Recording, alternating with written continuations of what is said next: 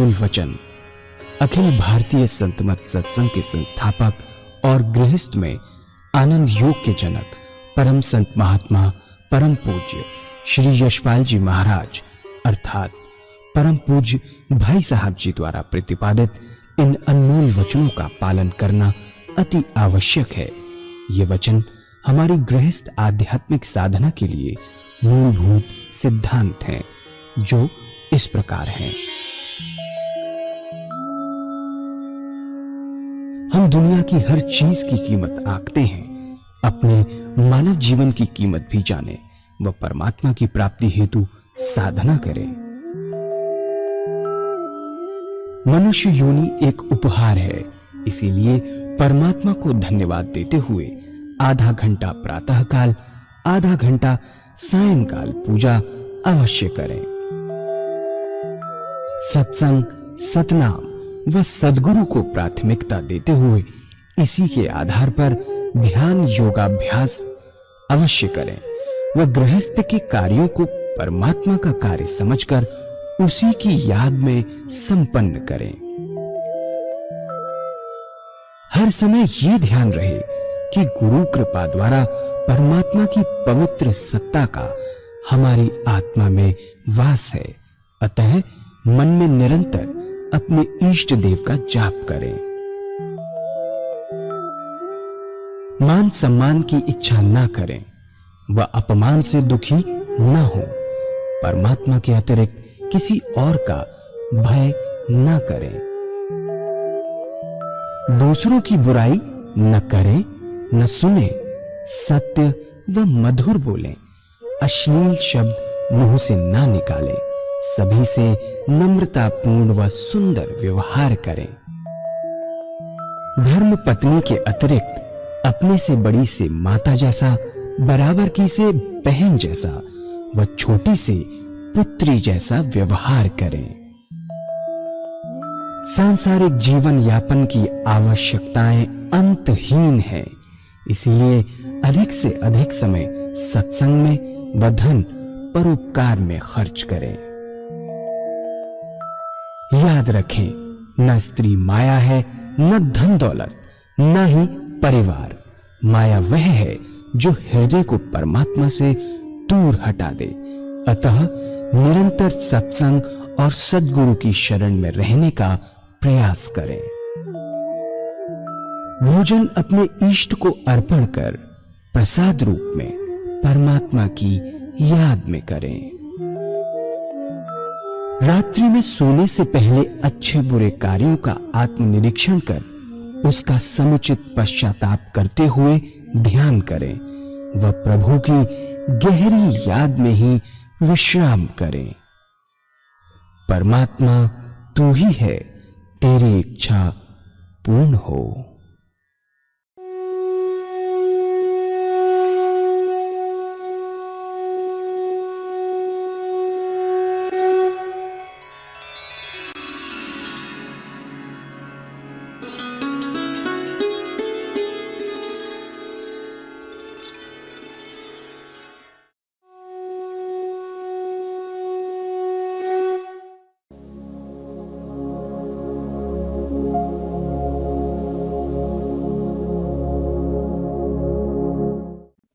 लज्जा, शर्म, हया इतना सुंदर गुण है।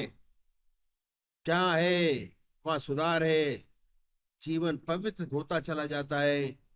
ये गुण है लज्जा कि जो सच्चे साधक हैं वे अपने सद्गुरु से लजाते रहते हैं, उन्हें शर्म आती है और हमेशा कोशिश में रहते हैं कि जो काम अपने गुरु के सामने नहीं कर सकते वे उनके पीछे भी ना करें। तीसरा प्रेम का गुण है विश्वास। जिससे हम प्यार करते हैं उस पर थोड़ा विश्वास तो होता ही है। हम यहाँ आए, कम से कम इतना विश्वास लेकर तो आए हैं कि हमारा समय खराब नहीं होगा, भगवत चर्चा होगी, भगवान की चर्चा होगी, कुछ तो फायदा होगा। अगर इतना विश्वास लेके आए तो जरूर फायदा होगा। ये विश्वास हमेशा अनुभव से होता है। अंधविश्वास बहुत खराब चीज है, गड्ढे में गिराने वाला है।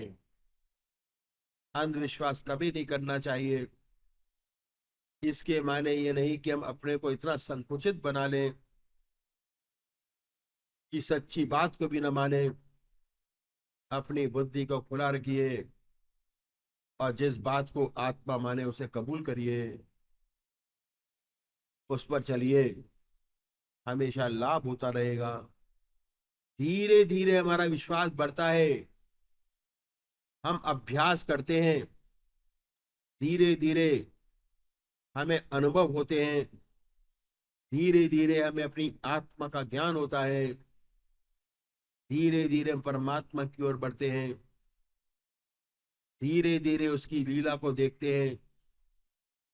एक दिन ऐसा आता है कि हमें उन पर पूर्ण विश्वास हो जाता है और अपने को उस परमात्मा को पूरी तरह निछावर कर देते हैं, छोड़ देते हैं। ये विश्वास बहुत आवश्यक होना चाहिए। जो हमारा तरीका हमने परमात्मा की प्राप्ति का अपनाया है वह ठीक और सच्चा है। बहुत सोच समझकर उसमें कदम रखें। जब धीरे धीरे ऐसा विश्वास हो जाता है कि मेरा रास्ता ठीक है, मेरा हृदय निरंतर प्रभु की याद में डूबा रहता है, सुख में भी उसकी याद रहती है, दुख में भी उसकी याद रहती है। कोई समय ऐसा नहीं रहता कि जब हमें उसकी याद न रहती हो। ऐसी सुंदर हालत जब बन जाती है तब हमें विश्वास होता है कि यदि ईश्वर चाहेगा तो ये नाम अंत समय भी नहीं छूटेगा। निश्चिंतन और यही विश्वास है जो पार लगाता है। जब मौत का धक्का आता है, बड़ी बड़ी तपस्याएं धरी की धरी रह जाती है, शरीर कमजोर हो जाता है, मन भी कमजोर हो जाता है, ऐसा विश्वास, ऐसे आत्मिक अनुभव यदि जिंदगी में हो जाते हैं और विश्वास दृढ़ हो जाता है, अब वही अंत समय में काम आता है। इतनी बड़ी महत्ता है विश्वास की। लेकिन याद रखिए, अंधविश्वास बहुत खराब चीज है जिसे कभी नहीं करना चाहिए। हमेशा सोच समझ कर विश्वास करें, अनुभव के साथ विश्वास कीजिए, बराबर लाभ होता रहेगा। आप इस रास्ते में बढ़ते रहेंगे और यही विश्वास परमात्मा से मिलाएगा। मुझे एक पौराणिक कथा याद आ गई जो मैं आपके सामने रखूंगा। एक बार पार्वती जी ने शिव जी से पूछा कि महाराज ये कुंभ का मेला है, 12 साल में एक बार आता है, लाखों व्यक्ति आते हैं गंगा स्नान के लिए। ऐसा कहते हैं कि गंगा जी पाप नष्ट कर देती हैं। इतने व्यक्ति आते हैं, स्नान करते हैं, तो इनके पाप गंगा जी में रह जाते होंगे। गंगा जी को बड़ी दिक्कत होती होगी इन पापों को नष्ट करने में। लाखों व्यक्ति सारा बोझ पापों का गंगा जी में छोड़ जाते हैं। शिव जी बहुत मुस्कुराए, कहने लगे कि पार्वती जी ऐसी बात नहीं कि ये लोग जो पाप की गठरी जैसे अपने सिर पर लेके आते हैं वैसे के वैसे ही उसे वापस ले जाते हैं। तो फिर खामा आते हैं, लाखों की भीड़ होती है, स्पेशल ट्रेन्स चलती हैं, बसें चलती हैं, इतना बड़ा इंतजाम किया जाता है, तो क्या सब ये बेकार है? लगता तो ऐसा ही है पार्वती जी, ये सब दिखावा मात्र है। पार्वती जी बोली कैसे हो सकता है? उन्होंने कहा कि चलिए, कुंभ का मेला लगा हुआ है तो देख लो, अपने आप अपने आंखों से देख लो।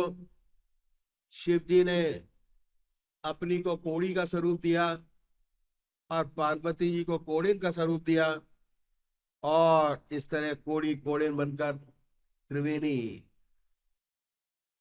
की तरफ चल पड़े और उस रास्ते पर बैठे जहां से लाखों लोग आ रहे थे, यात्री, और स्नान करके जा रहे थे।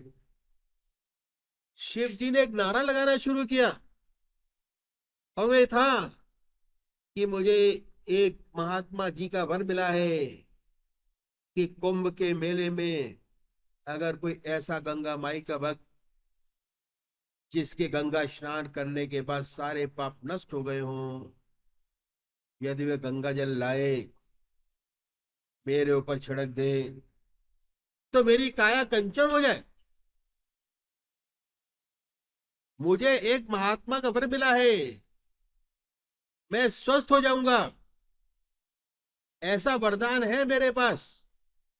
एक संत की वाणी है जिसकी वाणी कभी झूठी नहीं हो सकती।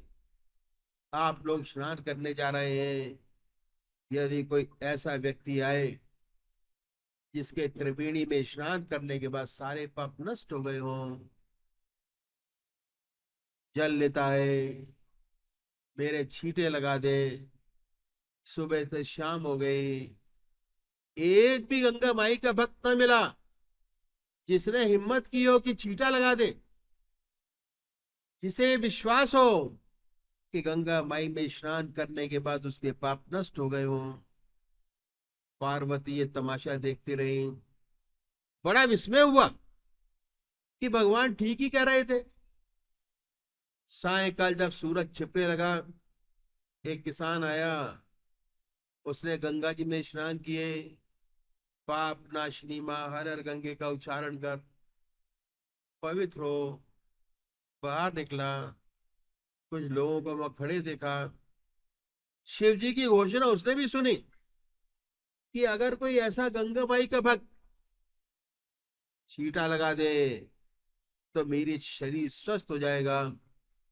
वे कहने लगे कि इसमें तो कोई शुभ ही नहीं, तेरा शब्द झूठा हो सकता है लेकिन त्रिवेणी झूठी नहीं हो सकती। मैं अभी जल लाता हूं, छींटा लगाता हूं। मैं दोबारा गया इसी विश्वास के साथ कि पाप तो रहता ही नहीं। हाँ भी नहीं, उसका जीवन इतना पवित्र और सरल था।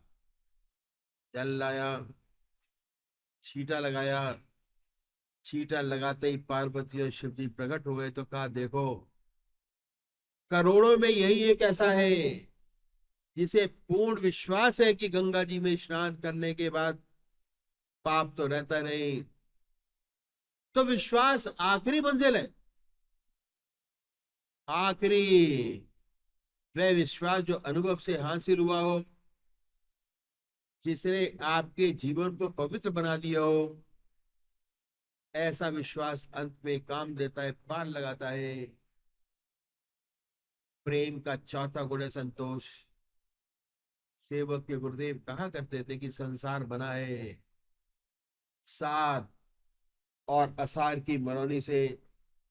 इसमें सार भी वस्तु है, आसार भी वस्तु है, दोनों से मिलकर इस संसार बना है। इस संसार में परमात्मा ने जब आपको जन्म दिया, जिन परिस्थितियों में रखा, उन परिस्थितियों में संतुष्ट रहते हुए उस परमात्मा के नाम को दिल और दांतों से पकड़ो।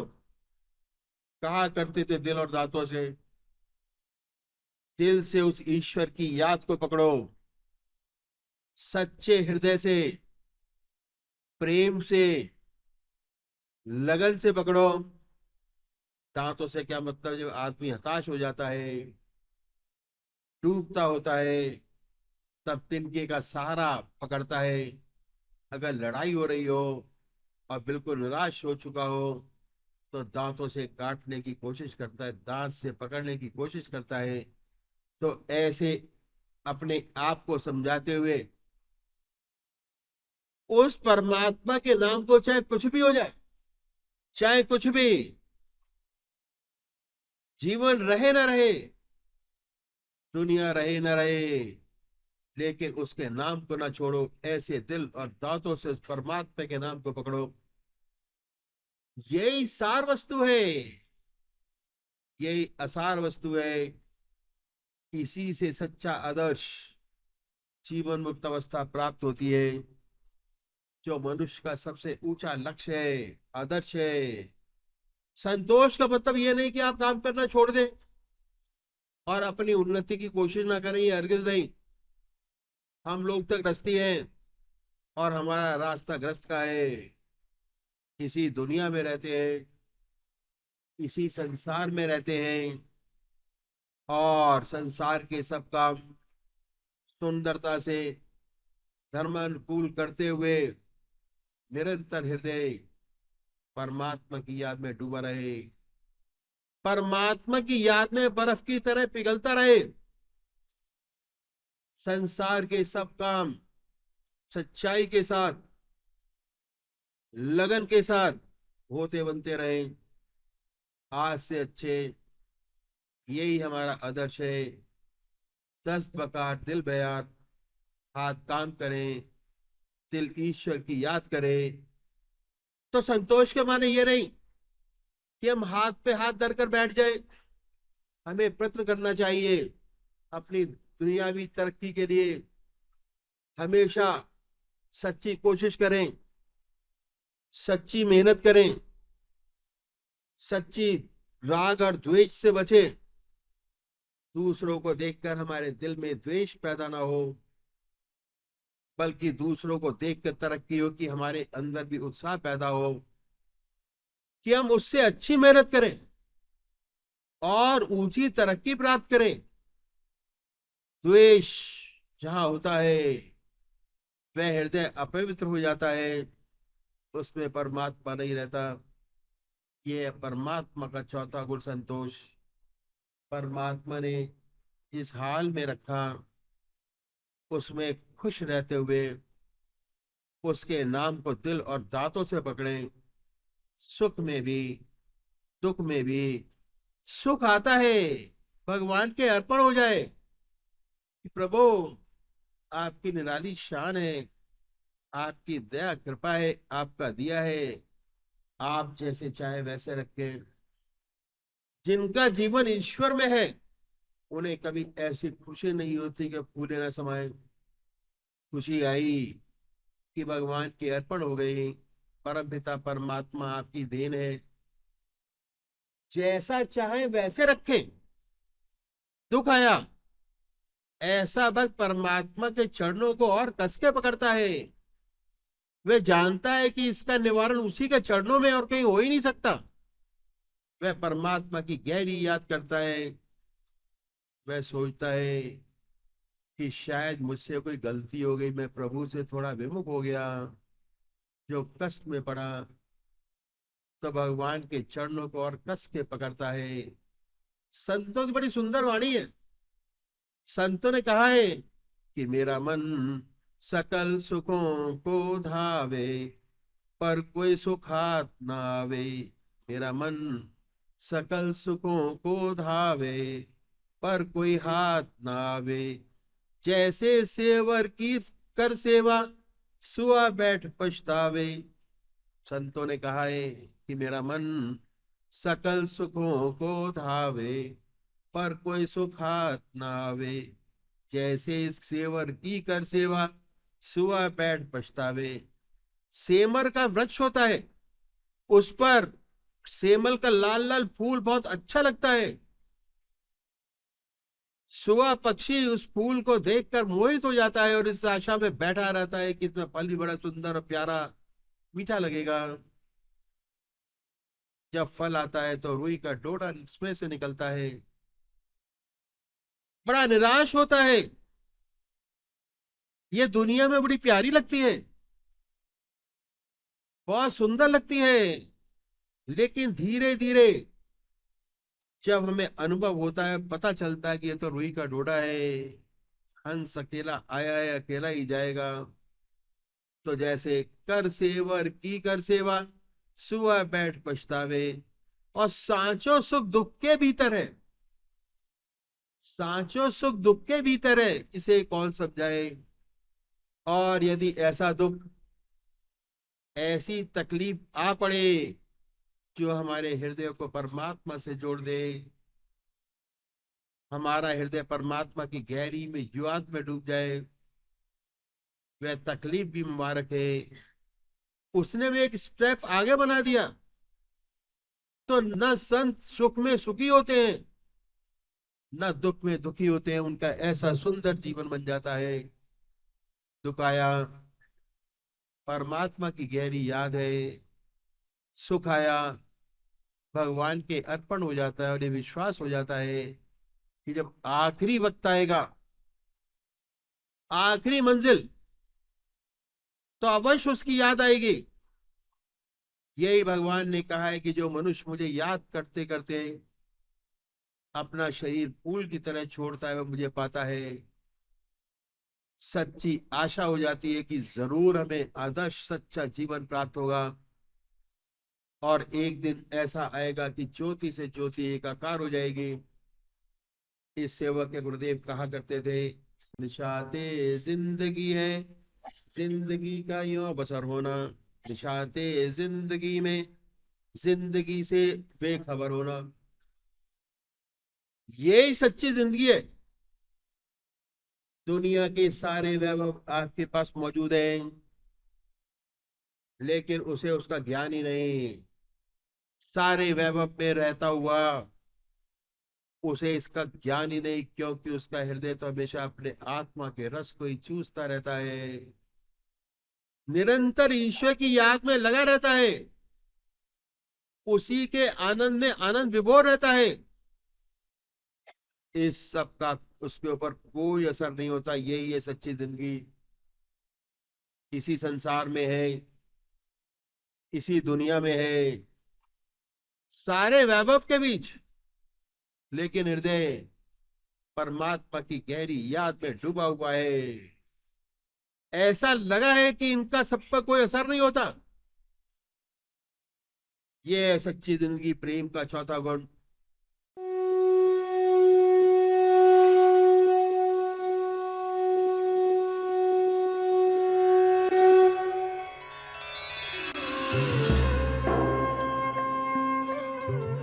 ध्यान योग के कार्यक्रम आनंद योग से निशुल्क जुड़ने के लिए संपर्क करें 9810239677।